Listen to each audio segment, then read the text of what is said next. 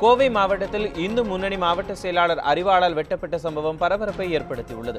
கோவையை அடுத்த போடுவாம்பட்டியில் உள்ள இலங்கை அகதிகள் முகாமைச் சேர்ந்த இளைஞர்கள் கைப்பந்தாட்ட போட்டி விளையாடினர். அப்போது இரு பிரிவினருக்கிடையே வாக்குவாதம் ஏற்பட்டு மோதல் உருவானது. இந்த பிரச்சனையை சமாதானப்படுத்த அப்பகுதியைச் சேர்ந்த இந்து முன்னணியினர் முயற்சித்தனர். அப்போது அவர்களுக்கு முகாமில் வசிப்பவர்களுக்கும் இடையே பிரச்சனை ஏற்பட்டு ஒருவரையொருவர் தாக்கிக் கொண்டனர். இதில் இந்து முன்னணி அமைப்பின் மாவட்ட செயலாளர் ரமேஷ்குமாருக்கு தலையில் பலத்த வெட்டு காயம் ஏற்பட்டது.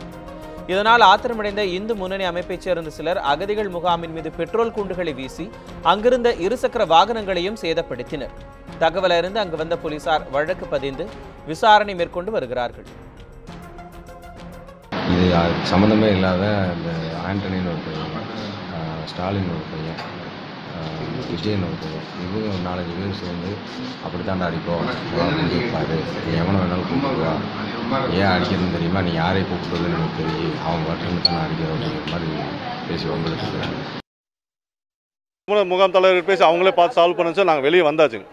வெளியே வந்தவங்க பார்த்தீங்கன்னா அங்கேருந்து ஒரு 6 பேர், ஆண்டனி, ஸ்டாலின் சொல்லி ஒரு 4-5 பேர், 5-6 பசங்க பார்த்தீங்கன்னா டூல்ஸோட வந்து கத்தி, அறுவாள், கோடல் அந்த மாதிரி வந்து நம்ம பசங்களை அடிச்சிட்டாங்க. அடிச்சு தாக்கலாமல் பைக்கு எல்லாம் வந்து உடச்சி எல்லாம் சேதாரம் பண்ணி இதாகிட்டாங்க.